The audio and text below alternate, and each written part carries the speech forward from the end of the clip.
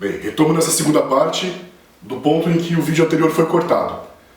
Falei de obras públicas estruturantes no âmbito do Plano SALT, dentre as quais a construção de hospitais, o Hospital dos Servidores do Estado do Rio de Janeiro, IASERJ, o Hospital do Subúrbio de Salvador.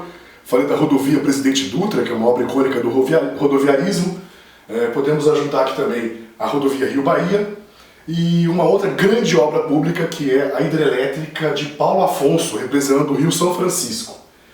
Bem, então a tese subjacente é que o governo Dutra não foi exatamente um governo liberal como parte da bibliografia costuma apontar.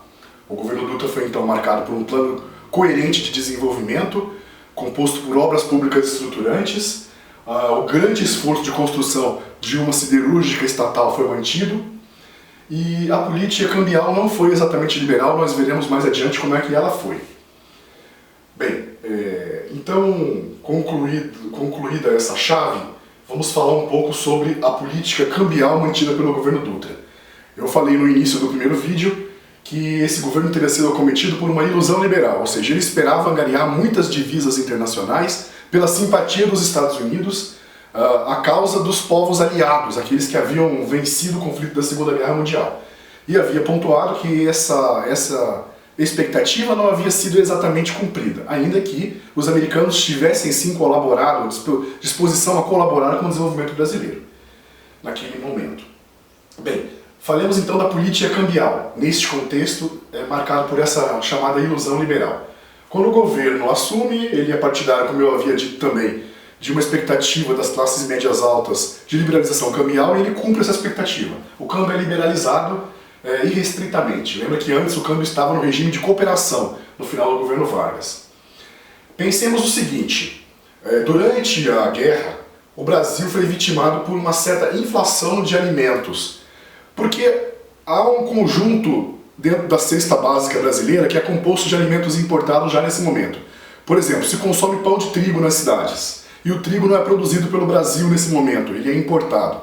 Importado e pago em moeda forte.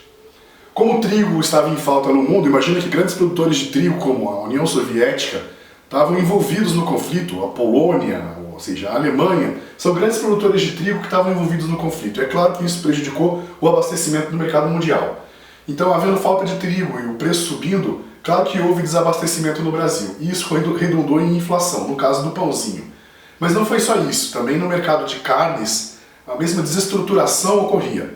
Grandes produtores estavam envolvidos com o conflito e aqueles que não estavam tinham que dar conta do resto da oferta mundial.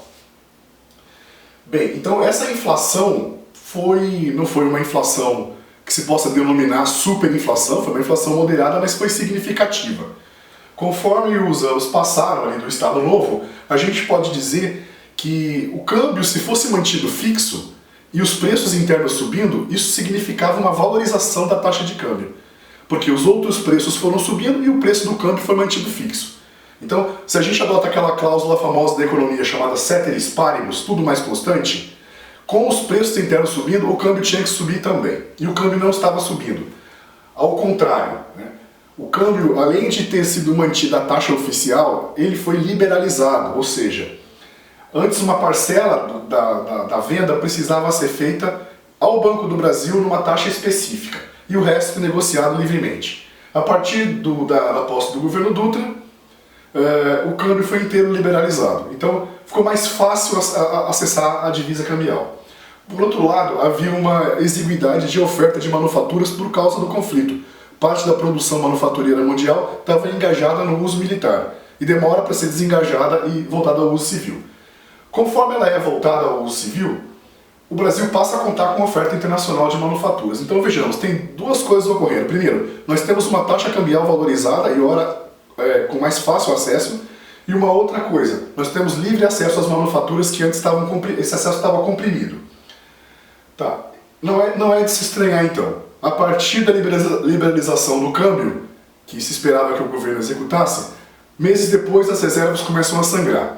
Então o governo vai assistir esse aumento da sangria de reservas até o ponto em que ele vai precisar mudar de enfoque. Então, lá em 1947, com a redução progressiva das reservas, o governo determina o retorno ao câmbio por cooperação, que é a medida vigente no Estado Novo. 30% das divisas vendidas obrigatoriamente ao Banco do Brasil por uma taxa pré-fixada. O resto negociado no mercado de câmbio livre.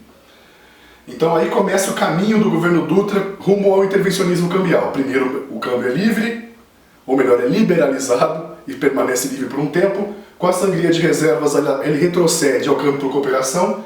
Não dura muito. Em 1948, com a continuidade dessa sangria, ele inaugura um sistema novo, denominado licenças prévias de importação. Ou seja, você pode acessar o câmbio se quiser, mas você não vai poder importar, não vai passar pelo porto se você não tiver um documento chamado licença de importação. A licença deixa de ser automática e ela precisa ser requerida previamente. Com base nisso, um pouquinho adiante, no ano seguinte, 1949, o governo determina um orçamento nacional de licenças. O orçamento, que vai ser chamado Orçamento de Câmbio com Licenças. Ou seja, o governo não só vai determinar critérios para conceder as licenças de importação, como ele vai organizar um quantitativo para cada área. Cada tipo de importação vai ter um volume previsto de quantas licenças o governo deseja conceder. Isso baseado numa expectativa de qual que é a capacidade de importar do país. Então a gente começa com um regime liberal, a gente retrocede ao regime anterior, que é o regime do Estado Novo, que é um regime misto, no qual 30% do câmbio é estatizado e o resto é liberalizado. E a gente prossegue para um regime onde o Estado assume o controle total da quantidade que o país vai importar. Não exatamente de quem vai importar, né, mas a quantidade total sim. Ela passa a ser colocada num plano denominado de orçamento. Orçamento de câmbio com licenças. Então, o regime cambial do Dutra, no final, ele é mais intervencionista do que o regime de Vargas no Estado Novo. E, na verdade, ele é tão intervencionista quanto o regime que Vargas começou lá no início, pós a Revolução de 30, em que o câmbio foi monopolizado e o Banco do Brasil fechava todas as operações. A diferença é que agora, como o país não está numa ditadura, você tem um ar mais transparente, você tem um regime com critérios, e esses critérios redundam na elaboração de uma peça orçamentária que é publicada, ele é publicizada. Antes, é o gerente do Banco do Brasil, né, a portas fechadas, que ia decidir quem tem e quem não tem acesso ao câmbio, que é um regime mais próximo de um modo ditatorial de conduzir a política econômica possível numa ditadura, mas não agora no governo que é um governo democrático. Bem, e aí a gente precisa explicar. Bem, há um dado que eu não mencionei ainda. Como é que estava o preço do café? O preço do café é sempre relevante para entender a política econômica até os anos 70. Bem, o café estava indo muito bem, obrigado. Quando termina a guerra, bem, primeiro que o café já havia recuperado o preço pré-depressão ali no início da década de 40. Depois da guerra, o preço do café e o quantum só sobem. Então, como o Brasil dependia fundamentalmente do café nesse momento, há de se esperar que haveria folga no mercado cambial. Deveria haver recurso para importar livremente. Porém, a gente está dizendo que não, porque houve uma sangria cambial, que determinou que o governo fosse caminhar para um regime cada vez mais intervencionista. Por que isso ocorre? Isso é uma pergunta existencial dentro da historiografia econômica. Uma boa resposta é aquela da tradição cepalina. Bem, especificamente aquela que foi costurada na obra da Maria da Conceição Tavares, da substituição de importações ao capitalismo financeiro. Ela pontua que quando você começa a industrialização por substituição de importações, ou seja, o que é a substituição de importações? O Brasil já produzia manufaturas desde muito antes da Depressão. É só olhar que a cerveja boêmia data de 1853, é muito antiga, ela já era uma cerveja muito antiga quando Vargas nasceu. Então a industrialização começa muito antes, ou melhor, pelo menos a criação de estabelecimentos industriais começa muito antes de 30. Esses manufaturados produzidos localmente, eles convivem com produtos importados. É claro que o Brasil importa também, vamos dizer, no caso a cerveja que concorre com a boêmia, cerveja importada também está presente na cesta de consumo nacional. O que ocorre a partir de 30 é que há uma onda de substituição de importações, ou seja, menos cerveja importada e mais cerveja nacional na cesta de consumo do brasileiro. Isso significa poupar dólares, porque se você está produzindo mais localmente e importando menos, você está poupando dólares, devia sobrar, devia haver folga cambial. Por que isso não acontece na visão da Conceição Tavares? Porque ao mesmo tempo que você economiza dólares ao não importar aquela cerveja, logo você precisa importar máquinas para ampliar a produção de cerveja. E essas máquinas vão ser utilizadas às vezes por anos, mas o pagamento delas é concentrado no presente. Mesmo que haja um financiamento, às vezes esse financiamento não é tão dilatado. Por outro lado, essa produção vai atrair trabalhadores da zona rural para a zona urbana. E na zona rural o cara não importa quase nada, ele vive numa dieta marcada pela autoprodução, ele consome basicamente coisas que são produzidas ali no quintal, na horta, no fundo da colônia, e quando ele chega na cidade ele passa a virar um importador natural. Por exemplo, é impossível viver na cidade sem tomar ônibus, o Brasil não produzia ônibus, também o Brasil não produzia diesel para movimentar o ônibus. Certo? O Brasil não produzia luz elétrica, sim, uma parte era produzida por hidrelétricas, mas por outro lado uma parte expressiva era produzida por termoelétricas, que requeriam importação de combustíveis. Na roça o cara vivia sem luz elétrica, certo?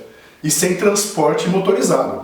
Quando ele chega na cidade, pobre ou rico, ele vai tomar ônibus e ele vai ter luz elétrica. Então já começa por aí a dinâmica, vamos denominar isso do processo no qual a folga cambial ela é erodida e passa a existir, na verdade, em vez de folga, brecha cambial, ou seja, falta de câmbio. Então trabalhadores saem da zona rural e passam a conviver na zona urbana, onde eles são mais propensos a importar. Por exemplo, mesmo um trabalhador pobre dos anos 50, ele vai ter acesso ao cinema. Tudo no cinema é importado, desde o próprio filme, que é um serviço que a gente está adquirindo do exterior, até mesmo o mobiliário do cinema, o projetor, tudo ali é importado. Até mesmo, possivelmente, a luz elétrica que movimenta o ar-condicionado, para não falar do aparelho de ar-condicionado. Então a vida na cidade ela é intensiva em importações num país cuja manufatura ainda não está montada, só a manufatura leve. Então conforme a cervejaria dá certo e ela passa a ganhar mercado em detrimento da produção importada, ela poupa importações, ela produz folga cambial. Mas logo em seguida tem trabalhadores chegando, virando consumidores de importados. E ao mesmo tempo ela precisa importar máquinas e equipamentos. Essas duas outras forças, na visão da autora, elas aprofundam a crise cambial, elas não poupam o câmbio, elas gastam o câmbio. E é nesse momento que o governo, para manter a industrialização em curso, a industrialização é desejável porque ela gera emprego, ela gera renda, para manter a industrialização em curso ele adota sempre uma medida cada vez mais restritiva de acesso ao câmbio. Então é como se isso é ilustrado historicamente pela passagem aqui no governo Dutra. Com o sucesso da industrialização do Estado Novo, independente do café, que é nossa galinha de ovos